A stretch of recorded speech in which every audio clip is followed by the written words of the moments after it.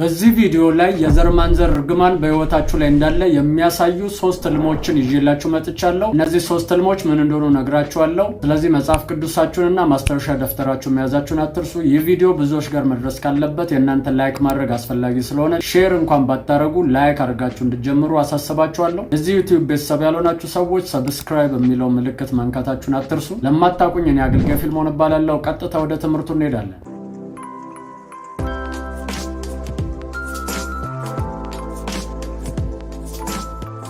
ሰላም ቅዱሳን ሁሉ መልካም ክብር ለኢየሱስ ይሁን። እኔም ባለቤቴም በዙሪያ ያሉ ቤተሰቦቼ ሁሉ ሰላም ናቸው። እናንተ ጋርም መልካም እንደሆነ አምናለሁ። እዚህ ዓመት እግዚአብሔር ነገራችሁን ሁሉ የሚፈታበትና በተለያየ አቅጣጫ በረከት የሚለቀቅበት ዓመት ነው። እሺ፣ እግዚአብሔር በህልማችሁ ብዙ ነገሮችን ይናገራችኋል። እነዛን ነገሮች ሲናገራችሁ ሁልጊዜ ማድረግ ያለባችሁ ነገር ምንድነው ካላችሁኝ፣ እንደተነሳችሁ መጸለይ ይኖርባችኋል። መጸለይ ብቻ አይደለም፣ ጾም ጸሎት ይዛችሁ መጸለይ ይኖርባችኋል። አንድ ሰው ሰሞኑን አንድ ነገር ቴክስት አድርጎልኝ ነበርና ህልሞችን በጣም አያለውና እግዚአብሔር ይናገረኛል፣ ነገር ግን እጅግ በጣም በህልሞቼ ላይ ቸልተኛ ነኝ አለ። ጸልያለሁ፣ ስጸልይ ግን እንደ ነገሩ ነው እንጂ መጸልየው የምርን ሲሪየስ አድርጌ አልጸልይም አለ።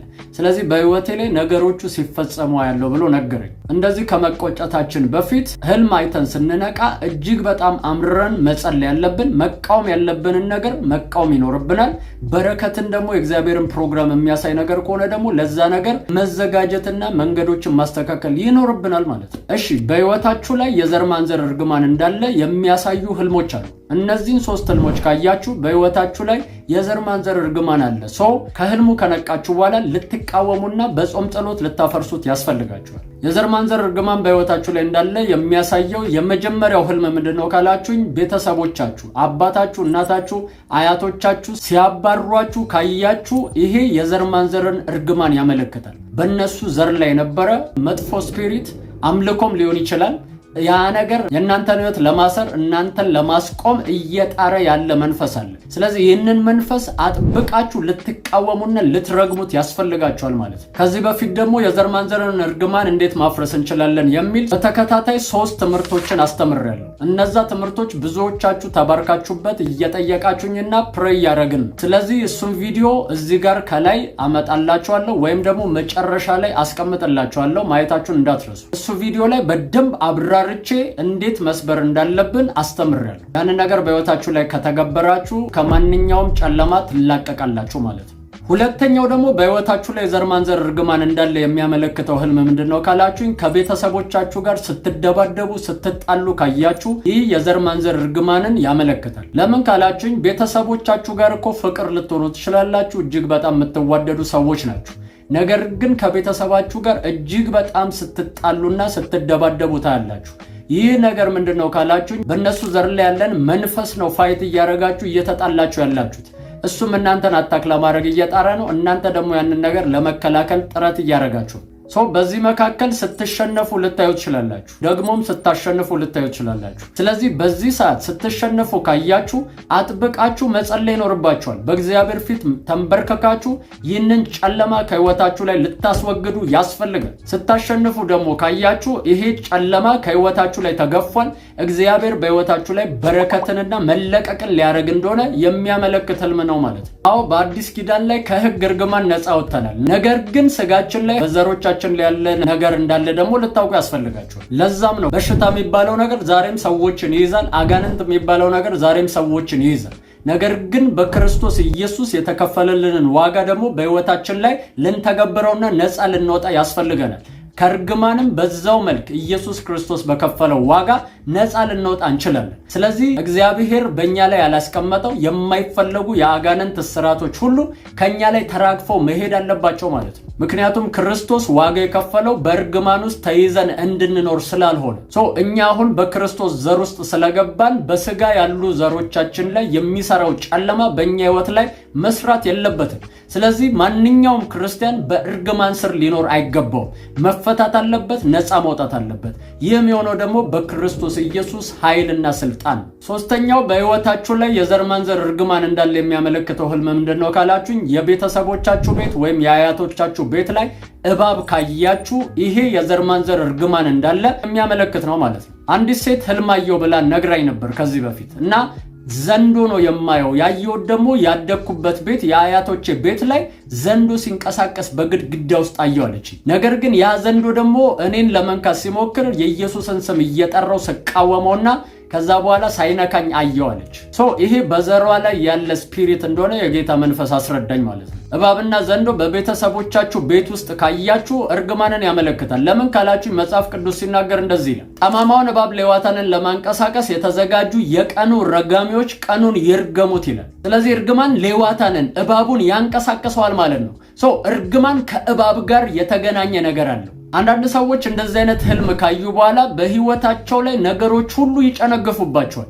ምንም ነገር አይሳካላቸውም፣ አይከናወንላቸውም። የጀመሩት ነገር ሁሉ ጫፍ አይደርስም። ለምን ካላችሁኝ በዘሮቻቸው ላይ ተደጋጋሚ የሚደረግ ነገር ስላለ ማለት ነው። ከዚህ በፊት ባለው ቪዲዮ ላይ ስሰራላችሁ እንደዚህ ብዬ ነበር። አንድ ነገር አንዴ ከሆነ ኖርማል ሊሆን ይችላል።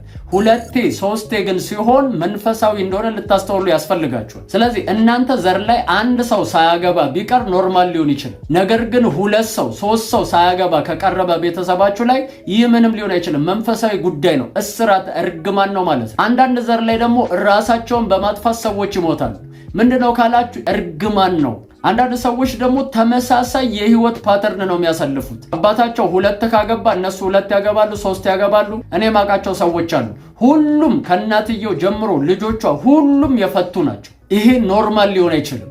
ይሄ አጋንንታዊ የጨለማ አሰራር ነው። ስለዚህ በህይወታችሁ ላይ ይህ ነገር እንዳይደገም ተነስታችሁ ልትቃወሙ፣ ልታፈርሱ፣ በኢየሱስ ክርስቶስ ደም ራሳችሁን ልትሸፍኑ ያስፈልጋችኋል ማለት ነው። እነዚህን ህልሞች እንደቀልድ እንድታልፉ አልመክራችሁ።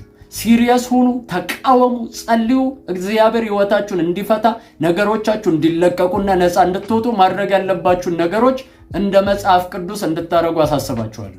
ከዚህ በፊት የቃል እርግማን የተረገማችሁ ሰዎች በቤተሰቦቻችሁ ሄዳችሁ ይቅርታ ጠይቁ፣ ጊፍት ሰጣችሁ ያንን ነገር ብሬክ አድርጉ ብዬ ነግሬያችሁ ነበር። አንዳንዶቻችሁ አንድ ጥያቄ ጠይቃችሁኛል። ቤተሰቦቼ ከሞቱ ምንድነው ማድረግ የምችለው? እንዴት ነው ይቅርታ መጠይቃቸው ብላችሁ የጠየቃችሁኝ ሰዎች አላችሁ።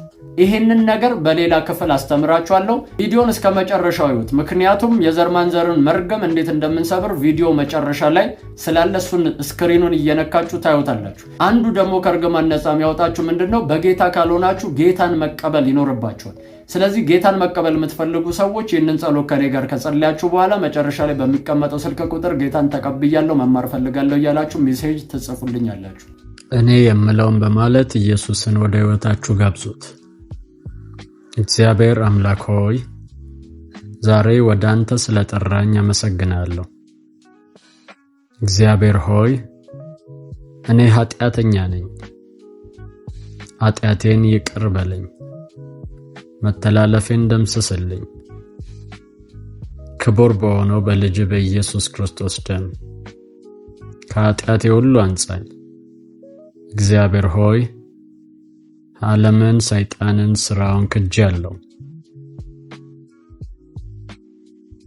ጌታ ኢየሱስ ክርስቶስን የህይወቴ አዳኝና ጌታ አድርጌ ተቀብያለሁ። ኢየሱስ ክርስቶስ ከሙታን እንደተነሳ በልቤ አምናለሁ። ጌታም እንደሆነ በአፌ መሰክራለሁ። እግዚአብሔር ሆይ ስለተቀበልከኝ አመሰግናለሁ። አሁን ልጅ ነኝ። ይህን እድል ስለሰጠኝ አመሰግናለሁ። አሜን፣ አሜን፣ አሜን። አሁን ጌታን እንደ ግል አዳኛችሁ አርጋችሁ የተቀበላችሁ ሰዎች ትምህርት ለመማር በዚህ ስልክ ቁጥር ደውሉልኝ 0920 9996 42። ተባረኩ። ተባርካችኋል፣ ተወዳችኋል ቅዱሳን። እዚህ ጋር የሚመጣውን ቪዲዮ እየነካችሁ ማየት ትችላላችሁ። ይህንን ቪዲዮ ለብዙዎች ሼር በማድረግ አብራችሁ እንድታገለግሉ አሳስባችኋለሁ። እኔ አገልጋይ ፊልሞን ነኝ። ሻሎም